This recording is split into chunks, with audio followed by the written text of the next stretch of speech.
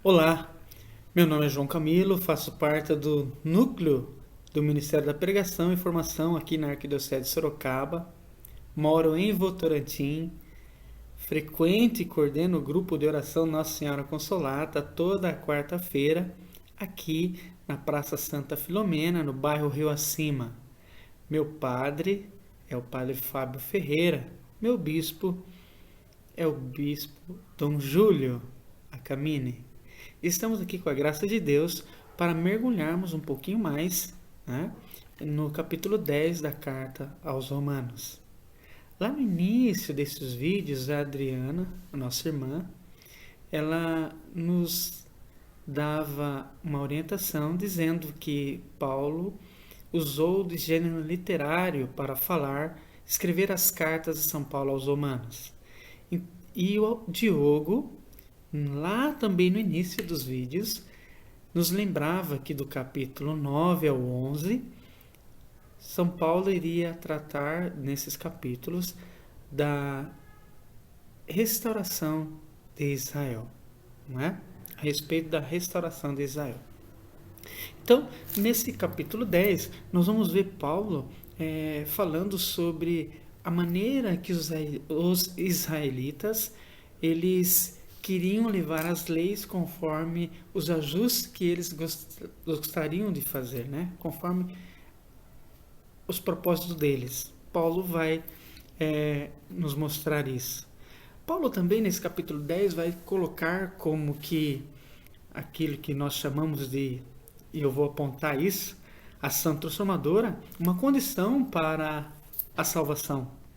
E, por fim, nesse capítulo, Paulo vai fazer um convite a todos aqueles que aderirem à fé em Jesus. Vamos então, fiz uma breve introdução aqui para que você entenda os pontos, né? 3 pontos em que nós vamos tratar nesse capítulo 10. Vamos iniciar esse momento curto, mas com certeza de muita graça que Deus tem para nós. Convido você a fazer uma oração comigo. Vamos juntos? Em nome do Pai, do Filho e do Espírito Santo. Amém. Vinde, Espírito Santo, enchei os corações dos vossos fiéis e acendei neles o fogo do vosso amor. Enviai o vosso Espírito e tudo será criado, e renovareis a face da terra. Oremos, ó Deus, que instruísse os corações dos vossos fiéis com a luz do Espírito Santo. Fazei que apreciemos retamente todas as coisas segundo o mesmo Espírito. E gozemos sempre da sua consolação por Cristo Senhor nosso. Amém. Que bom, né? Louvado seja Deus pela sua vida, por nós estarmos aqui. O Espírito Santo já vinha visitando a mim e a você, nos abrindo a nossa mente, para que possamos então compreender e entender uma vez mais o propósito daquele que nos olha com bons olhos nesse momento. Que nosso Senhor e Salvador Jesus nos conduza até os propósitos de seu coração. Eu queria começar a falar sobre o capítulo 10, recordando um pouco sobre o grande milagre que aconteceu na vida de Paulo. Qual será? O milagre de sua conversão, que ocorreu no ano 34, mas por volta do ano 34, após a morte de Cristo. No ano 34, Paulo ouviu a voz do Senhor. É interessante dizer que Paulo, ele teve, diferente de Pedro, ele teve uma experiência com Jesus. Pedro não. Pedro conviveu com Jesus, andou com Jesus. Pedro estava presente no momento que Judas entrega Jesus e Pedro vai lá e, com um golpe certeiro e corta a orelha do centurião. Pedro estava presente nessa situação e Pedro foi lá e decepou a orelha, daquele centurião. Pedro conviveu com Jesus. Vou abrir um parênteses aqui. Pedro, ele desembainhou a sua espada e conseguiu com um golpe certeiro na orelha, porque Pedro era de um grupo chamado Zelotas, que nós vamos ver lá em primeiro Macabeus, estudando os Macabeus, a gente estuda sobre os Zelotas, e Pedro era desse grupo, e os Zelotas eram espadachins de primeira, por isso que Pedro dá aquele golpe, né? Pedro estava presente com Jesus quando Jesus foi convidado a ir à casa da Talita, que estava humanamente morta. Pedro entrou com Jesus no quarto, junto com os pais, e presenciou o milagre que Jesus fez, devolvendo a vida a Talita. Pedro pescou com Jesus. Enfim, Pedro teve momentos com Jesus que Paulo não teve. Paulo, ele teve uma experiência com Jesus, ouviu a voz do Senhor e nesse grande impacto ficou 3 dias sem ver e sem comer. E nesse momento, né, foi enviado até ele Ananias, que o batizou. E aí começou o grande milagre na vida de Paulo. Milagre sim, porque Paulo, ele perseguia os cristãos, matava os cristãos. Ele teve uma participação, e o Mateus lá no início dos vídeos também falou sobre isso, sobre o primeiro mártir, né, da igreja, Estevão, hoje Santo Estevão, que quem estava lá na morte, no apedrejamento de Estevão foi Paulo. Vai relatar no livro de Atos, um pouco antes do livro de Romanos, o martírio de Estevão. E lá em Atos vai dizer que Estevão, quando vê a glória do Senhor, ele pede que o Senhor perdoe aqueles que estavam ali apedrejando ele. É o nível que os santos chegam, né? Eu não sei se eu teria a mesma atitude, mas Estevão teve. E embora sabemos que Ananias foi enviado, vamos dizer assim, né? Melhor dizendo, aliás, por Deus para ir até Paulo e batizá-lo, mas aquele momento do martírio de Estevão, pelaquela oração de Estevão, pedindo a Deus que perdoasse aqueles que o martirizavam, aquilo lá, para mim, aquela cena, aquela passagem, fez com que Deus olhasse ali e visse quem Estevão queria que fosse perdoado. E ele olhou para Paulo. E depois a gente sabe então o que aconteceu na vida de Paulo, não é? Paulo passa de perseguidor a pregador de Jesus Cristo, de perseguidor dos cristãos a pregar Jesus. Muito bem. Por isso que em algumas situações e em alguns momentos, alguns tinham o pé atrás com Paulo. Porque Paulo matava os cristãos e de repente estava pregando Jesus. Em Atos também vai dizer sobre as 4 viagens que Paulo fez, as viagens missionárias de Paulo. Eu não vou aqui me aprofundar, mas em Atos está lá desde o capítulo 13 até o capítulo 20. Lá vai dizer, e Mateus mergulhou nessas 4 viagens missionárias, né? De Atos capítulo 13 até o capítulo 20. E foram nessas viagens que Paulo mostrou a sua autenticidade, mostrou realmente o ardor que ele tinha. E Paulo, nessas 4 viagens, ele pregou nas sinagogas, entendeu realmente o chamado para pregar a Jesus, foi lá na Ásia Menor, que hoje é a Turquia, né, que nós sabemos. Enfim, nessa viagem, Paulo, mostrando a sua autenticidade, Paulo deixou claro que ele repudiava 2 coisas de modo especial: a máscara da hipocrisia. Sim, essa máscara que nem eu e nem você devemos aprovar. Paulo repudiava a hipocrisia. Também nós devemos repudiar, né? A começar das nossas, que não sejamos mais, ou que não sejamos nunca, né? Bom, eu gosto de já ir falando e pedindo já as libertações. Paulo também repudiava as falsas ideologias, porque Paulo pregou para várias ideologias diferentes, pregou para várias outras religiões, pessoas que defendiam e adoravam outros deuses. Paulo pregava para aqueles que acreditavam em deuses desconhecidos. Paulo pregava o Deus conhecido.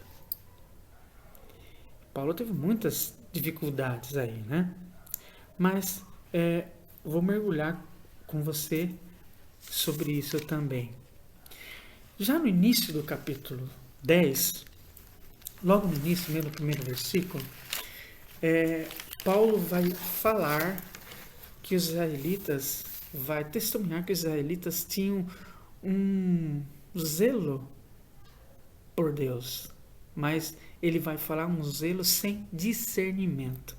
Para que nós entendamos melhor o porquê Paulo vai falar que os israelitas tinham um zelo sem discernimento, abra sua Bíblia comigo em Romanos capítulo 9, versículo 31. Nós vamos falar do capítulo 10, mas versículo 31 para que nós entendamos um pouco mais do início do capítulo 10. 9:31, Romanos 9:31. Vai dizer assim: ao passo que Israel procurava uma lei que desse a justificação, não encontrou. Ou seja, ao passo que Israel procurasse que a lei desse a ele uma justificativa, ou seja, seguisse os moldes dele, fizesse a justiça que eles desejavam, eles não encontravam. Paulo, olhando isso, ele vai dizer no capítulo 10, versículo 1 assim, e olha a sinceridade de Paulo, imagine Paulo falando para nós, para você e para mim agora, o desejo dele. Olha como Paulo era claro. Diz assim: irmãos, o desejo do meu coração e a súplica que dirijo a Deus, por eles são que se salvem. Olha só, Paulo. O desejo do meu coração e a súplica que eu dirijo a Deus para que eles se salvem. Paulo queria a salvação de todos, mas não negou, olha só, a perdição daqueles que confiavam na lei. Paulo queria salvar a todos. Mas ele viu que os israelitas queriam fazer a lei, a justiça conforme o desejo deles e não segundo o propósito de Deus. Por isso Paulo vai dizer assim, versículo 2: pois lhe dou testemunho de que tens um zelo por Deus, mas um zelo sem discernimento, ou seja, sem entendimento. Por isso, de novo, no versículo 31 do capítulo 9, ele vai dizer que procuravam uma lei que desse a eles justificação, mas não a encontraram. Paulo entendeu que eles precisavam ser salvos, Paulo queria que eles se salvassem, Paulo dizia que eles tinham zelo, mas um zelo sem discernimento, porque não queriam fazer as coisas de acordo com a justiça de Deus. Então Paulo viu que eles precisavam entender a justiça de Deus. Paulo viu que, embora eles quisessem seguir a lei, eles também erravam. E Paulo, olhando tudo isso, coloca então uma condição para acertar tudo isso. Olha que interessante. Paulo coloca ali uma condição. Por essa razão, aí no capítulo 10, no versículo 9, na sua Bíblia está escrito assim. Na Bíblia da edição Ave Maria vai estar escrito assim: a fé como condição para a salvação. Porque Paulo vai juntar nesse versículo 9 a necessidade da fé em Jesus para se obter a justiça e assim ser respondido e não ser mais confundido. Ou seja, Paulo coloca a fé como o ponto ápice de tudo. No capítulo 10 tem 21 versículos. Em Romanos tem 16 capítulos. Então nós estamos no capítulo 10. E nesse capítulo 10, no versículo 9, no meio do capítulo, nós nos encontramos com a ação transformadora do capítulo 10. Por que é a ação transformadora? Você que fez formação do Ministério da Pregação, ou que vai fazer ainda, você vai ouvir muito falar sobre a ação transformadora. E por que eu classifico, melhor dizendo, o versículo 9, 10 e 11 como a ação transformadora? Porque são os versículos nos quais Paulo coloca a situação que muda todo o contexto, que esclarece tudo, que esclarece a correção que ele fez de zelo sem discernimento, que esclarece que os israelitas não precisavam mais ficar querendo fazer a justiça do jeito deles, mas que crendo no Senhor eram justificados. Não é lindo isso? Olha só, no versículo 9 diz assim, Paulo escrevendo: portanto, se confessares com tua boca que Jesus é o Senhor, e se em teu coração creres que Deus o ressuscitou dentre os mortos, será salvo. Por que Paulo disse confessares com a sua boca que Jesus é o Senhor e em teu coração creres? Ele une a profissão de fé da boca, da nossa fala, da proclamação, com crer de coração, porque cá entre nós, só falar com a boca, se nós ensinarmos um papagaio, ele também vai falar. Mas crer de coração, o coração é o lugar onde Deus, a Bíblia nos leva a entender isso, né? A Sagrada Escritura nos leva a entender, Deus perscruta os corações, ou seja, Deus conhece o coração. Por isso Paulo vai falar, se professares com a tua boca e creres de coração. Nós, quanto Igreja Católica, nós recebemos o sacramento do crisma. E o que nós fazemos nesse sacramento? Nós levantamos a nossa mão direita, que é a nossa mão da autoridade do cristão, e ali, então, no sacramento do crisma, naquele momento, nós renunciamos a Satanás e tudo aquilo que ele nos coloca como sedução, como engano e mentira. Renunciamos o inferno, renunciamos o demônio. E naquele mesmo momento, nós professamos a nossa fé em Jesus, Senhor e Salvador. Professamos, através da oração do creio, que Ele ressuscitou dos mortos e que assim há de vir e julgar. Nós professamos a fé em Jesus Cristo no sacramento do crisma, com a boca e com o coração. Paulo está dizendo isso, se creres com a tua boca, se professares com a tua boca e creres de coração que Jesus ressuscitou dentre os mortos, será salvo. Paulo já vai colocando um ponto ali em toda e qualquer dúvida. E ele ainda vai completar, de novo falando do coração, versículo 10. É crendo de coração, versículo 10, que se obtém a justiça, e professando com palavras que se chega à salvação. Olha só, então crendo de coração, professando com a boca, que se obtém a justiça. Marcos Patrocínio, nosso irmão, meu coordenador de formação aqui na Arquidiocese, ele dizia no vídeo dele, ele se aprofundou nesse ponto em que Paulo vai falar da fé como condição da salvação. Eu estou falando dos vídeos, anteriores, assim como já falei da Adriana no início, do Diogo lá no início, falando agora também do Marcos Patrocínio, assim como falei do Mateus, que falou das viagens missionárias, para que também possamos recordar algumas coisas lá atrás e talvez voltar a assistir os vídeos de novo. Nunca é demais. Então, e Paulo deixou claro essa condição então da fé. Vejam só, E ele vai dizer mais ainda, que tendo fé, professando de coração e crendo de coração, obtemos a justiça. No versículo 11 vai dizer assim, a Escritura diz, todo aquele que nele crer não será confundido.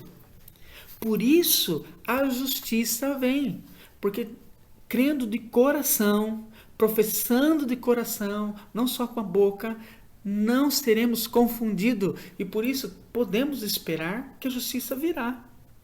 Paulo quis deixar muito claro isso a respeito das leis para aquele povo. Paulo quis deixar muito claro isso quanto a realmente crer profundamente no nome de Jesus, professá-lo com fé. E por isso a ação transformadora, né, desse capítulo 10 acontece agora, porque Paulo está apontando que isso transforma toda a situação. Por isso, do capítulo 9 ao 11, tratando da restauração de Israel, Paulo deixa claro nesse versículo 9 essa condição de fé. Queridos, vejam só. Paulo ainda vai dizer algo que vai deixar todo mundo igual. Acompanhem comigo. Versículo 13. Versículo 12. Pois não há distinção entre judeus e grego, porque todos têm o mesmo Senhor, rico para com todos os que invocam. Queridos, aqui não tem, Paulo vai deixar claro que não tem distinção entre povos, entre judeus e gregos. Ou seja, a todo aquele que crer em Jesus, professá-lo com a boca e com o coração, todos se tornam iguais, não tem distinção, porque Jesus é aquele que unifica, é aquele que iguala. O Amarildo lá atrás também, em vídeo anterior, né? Assim como o Mateus, eles falavam para nós dos gentios, dos judeus. O Amarildo e o Mateus falaram dos gentios, dos judeus. O Mateus até falou dos fariseus. E aqui Paulo vai dizer assim, realmente afirmando tudo isso, que não há distinção, todos são iguais. Basta professar Jesus, Senhor e Salvador. Basta crer nele com o coração. Não será confundido. Não haverá diferença, distinção entre os povos. Não é maravilhoso isso, gente? Jesus sendo reconhecido, adorado e amado. Bom, ressaltar com vocês, agora no versículo 14, e relembrando, né, aquilo que a gente falou, da experiência de Paulo, diferente de Pedro que conviveu com Jesus, Paulo teve a experiência com Jesus. Eu e você também não convivemos com Jesus, não pescamos com Jesus como Pedro, mas tivemos uma experiência com Jesus como Paulo. Até hoje temos a experiência na fila da comunhão quando comungamos Jesus. Vejam só, Paulo ele teve alguns contratempos em suas missões de pregação. Como eu já falei, pregou para diversas religiões, pessoas que seguiam outros deuses, pessoas que queriam virar cristãos seguindo outros deuses. Até hoje isso acontece, né? Pessoas que querem vir para o catolicismo, para o cristianismo e querem continuar com as suas ideologias. Paulo teve que pregar contra tudo isso. Esses contratempos que Paulo teve. Como os judeus que